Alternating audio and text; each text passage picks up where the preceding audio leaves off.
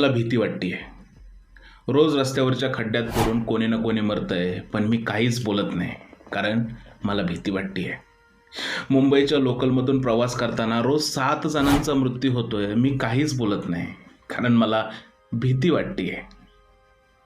महाराष्ट्रात कर्जाला कंटाळून रोज 7 शेतकरी आत्महत्या करतात आहे, पण मी काहीच बोलत नाही, कारण मला भीती वाटतेय. सरकारी शाळा बंद होतात आहे, शिक्षणाचा खर्च आवाक्याबाहेर चाललाय, तरीही मी काहीच बोलत नाही, कारण मला भीती वाटतेय. महागाई तर अक्षरशः जीवघेणी वाढलेली आहे, तरीही मी काहीच बोलत नाही, कारण मला भीती वाटतेय. नक्की ही भीती कोणाची वाटतेय?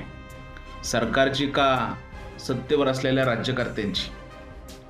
जनतेच्या टॅक्सच्या पैशावर चालणाऱ्या सरकारला जर का प्रश्न विचारायची भीती वाटतेय, तर ती का वाटतेय?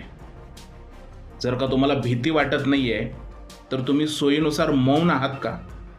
जर का तुम्ही सोयीनुसार गप्प बसला असाल, तर ही धोक्याची घंटा तुमच्यासाठी आहे, कारण यापुढे तुमचा आवाजच बंद होणार आहे.